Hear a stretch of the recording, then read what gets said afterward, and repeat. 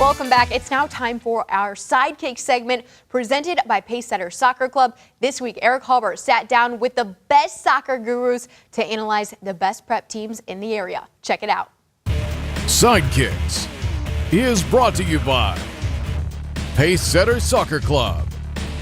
Soccer excellence since 1980. Oh, it is that time. First of all, I'm glad to be back for another episode of Sidekicks. Greg Acunier, Director of Coaching for the boys over there at Pacesetter. And that is Chris Black. We still don't know what he does. Nope. We've been trying to figure that out for, about half a year now. I've been here for 7 days waiting. Danny Rogers has done a fantastic job the last couple of weeks filling in my spot. But we have reached, and Greg, I know this is maybe not your favorite, but it's Chris Black's favorite thing to do in this segment each and every year. Let's just get right to it, shall we? Yeah, except for the kickies. Yeah, the kickies is great too. We're going to get right to it right now. It is our version of bracketology. We take a look at the playoffs and how they match up heading in. Let's go to it as we start with Division I boys out of Southview. And we'll start with Greg. Your thoughts, who's coming out of here in the interesting matchups? Ooh, I think the dominant matchup here is going to be St. John's. I think they'll be able to get through the finals. It's going to be interesting in the bottom half between Finley, Southview, St. Francis. I think that could be really a toss-up with anyone. I think they all have a decent chance. But I think the team to go through here is St. John's. Okay, all right. And state ranked, obviously, among the top 10 best teams in Ohio. Chris Black, do you agree with Greg's assessment? Yeah, I think the odds are they're going to get through. I think, but we've seen this before where people are thinking it's going to be an all-Catholic final. St. John, St. Francis, and the public schools came out and wiped them clean. The upset alert, though, is Perrysburg. We saw Brendan Graves earlier this week, what he did against Northview. Kid's phenomenal. They still got goals. He might ruin St. John's day, in which case that happens, St. Francis gets out. Oh, you're going Francis Stevens? Oh, I can hear him from here. Oh, he picked us. All right, let's move on to the next bracket down in Finley.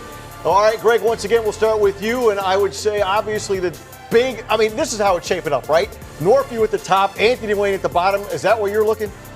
You know, I don't want to be boring, but I think Northview, again, is going to make the finals, and I would like to see a matchup between Northview and St. John's. Anthony Wayne, I think, will get the finals as well. However, I think Northview will push through, play St. John's in the next round. All right, Chris Black?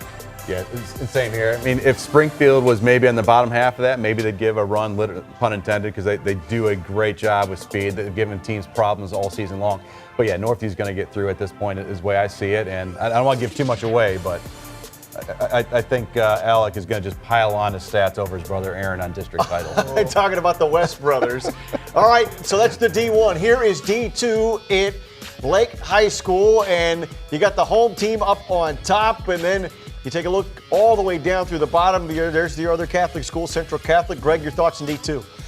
I think this is going to be a little closer than the Division I boys.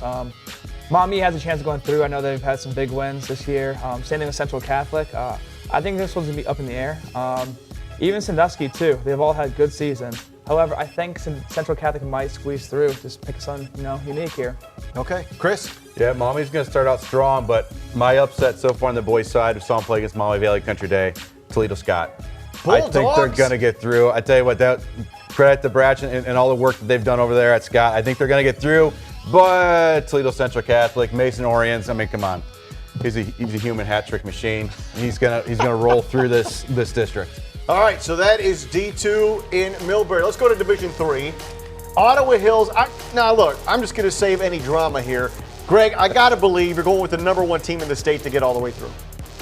I think you have to right now. At least Ottawa Hills to get through this season here.